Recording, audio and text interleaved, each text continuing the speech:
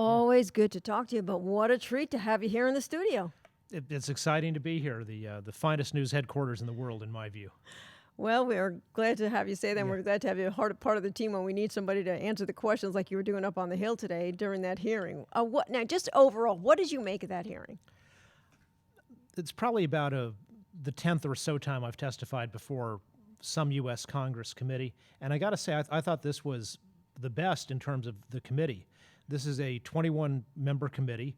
Almost everyone on the committee showed up for at least part of the hearing, and the questions they were asking on both sides indicated they were actually interested in learning something about the issue, even though almost everyone came in with a point of view.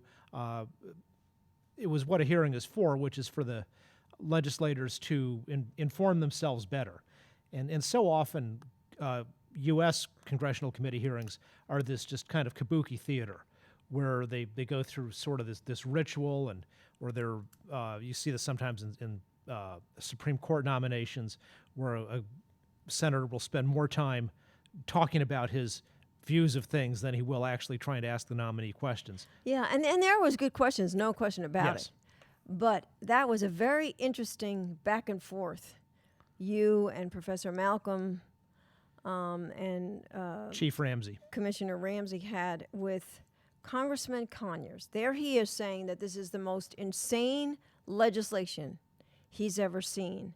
And then he goes on to quote these statistics, and you knew. I mean, you could tell he didn't know anything about these statistics. Somebody gave him. We know who gave them to him.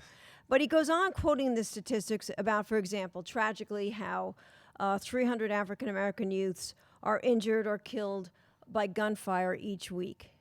And you and Joyce Malcolm, and you guys came right back and said, hey, wait a second. We're not talking about people who go and register, sign up to get a permit. We're not talking about those folks. Right, and Professor Malcolm and I certainly agreed that whatever that statistic was that he got, that any amount of people, innocent people injured or killed with guns is terrible, and we want to do what we can to reduce and ideally eliminate that. But the people with concealed carry licenses are not the cause of this problem, and in fact, they're part of the solution. Right. And you guys talked about the fact that most of these kids, and you hate to say it, most of even these youths involved in these crimes, they already have criminal records.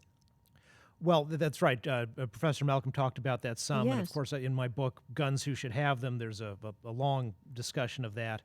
When they talk about X number of youths killed by a gun, they're defining youth in a fairly broad way. When you're talking, say, 16 to 24-year-olds, and looking at the inner cities, the homicide rate is not as bad as it was in, say, the early 1990s, but it's still quite high, and a lot of that is gang-on-gang homicides. But of course, there's still plenty of innocent people killed in that kind of crossfire. And I thought there were some good questions about, one of the congressmen was asking about, let's talk about England for a second. And then he was asking about the crime rate in England. And I was just talking to you about the fact I was over there. And it was living proof what happened when people had their handguns taken away from defenseless, no way to rely on the police. And I think that was an important question to be asked. He was asking about the crime rate in relation to it. That's right, and as Professor Malcolm pointed out, their gun crime rate basically doubled after the handgun ban, and overall the crime rate's been going up for a long time.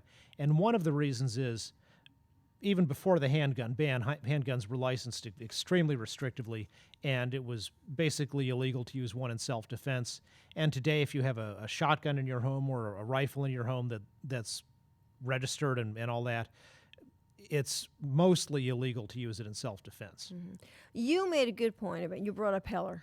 And yes, they ruled that the handgun ban in D.C. was unconstitutional, but you said, and you made it very clear, they also said prohibiting self-defense, that's unconstitutional as well. That's exactly right, and that's an indication that the Second Amendment right is not just about guns, but it's also about self-defense in general, and I'd say not necessarily having to involve a gun. The Second Amendment protects that self-defense right as well, because the D.C. law, which was ruled unconstitutional, made it illegal if you had a registered, licensed rifle or handgun in your rifle or shotgun in your home in the district. You couldn't use that in self-defense, and the Supreme Court, besides striking down the handgun ban, separately and specifically struck down the self-defense ban. You know, one thing, though, I thought got lost in the debate, and maybe you could correct me if I'm not right on that, was that this wasn't about passing a concealed carry law. I mean, the majority of the states in this country, they have a concealed carry law. This is about setting up a uniform system so the law-abiding folks don't break the law when they go into another state. That's right. It's for the majority of states that have modern handgun carry licensing laws, it wouldn't make that much of a difference because, as you say, most states have handgun licensing laws where they give permits to law-abiding adults after a background check, and in most of those states after safety training. And most of these states already have reciprocity agreements with each other. So as far as it goes for them, it's really just sort of simplifying some of the details. But where it does make an important change is these jurisdictions like New York or California or New Jersey, and those are really the sort of the rogues in a constitutional sense here. And they don't want you getting involved with it, with their laws. They say that if you come to our state, we refuse to recognize any reciprocity with any other state, and we refuse to let you, as a non-resident of the state, apply for a permit.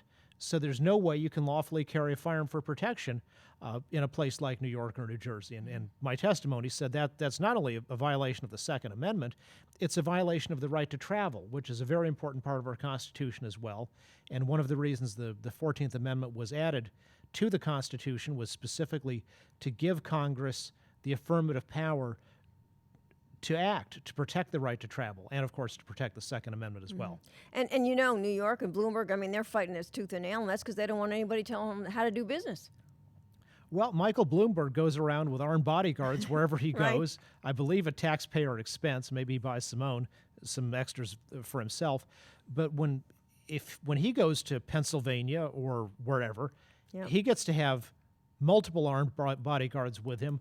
Why can't ordinary citizens simply have their own firearm for lawful protection? Yeah, so true. But what do you really think the chances are that we're going to see this national reciprocity? This has been a long, long battle going on for, almost 10 years now.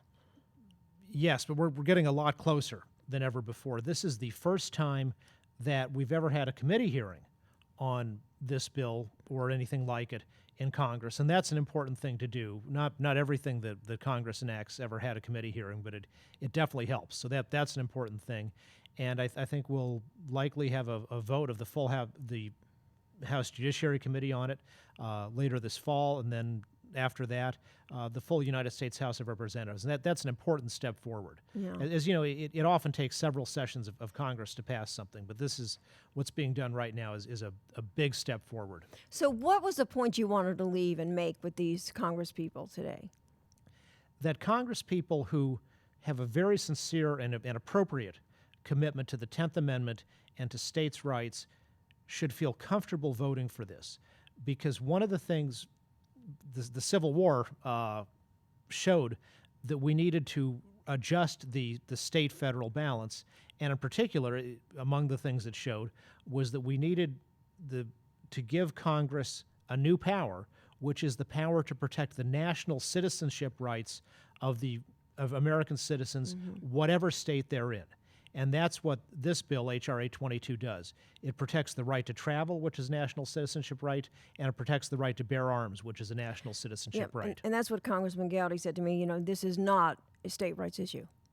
And in fact, it's a bill that's respectful of states' rights because it says if you're a interstate traveler who would be carrying lawfully under this law, you have to follow exactly whatever the laws of your host state are about where and when and how you can carry. Yeah. Well, it'll be interesting to see what happens. We know it's got bipartisan support in the House, but after that, like Gowdy was saying, it got 58 votes in the Senate in the previous Congress. Maybe it'll come up for a vote in the Senate this time around. Maybe it won't. But good ideas sometimes take a while. And you got to keep the pressure on. That's the most important part. Well, and if there's a president who's willing to sign this starting in January 2013, I think the chances of it becoming the law of the land are excellent. All righty. Well, thanks for doing what you did today, and thanks as always for talking to us, and great to have you in studio, as Thank I you. said.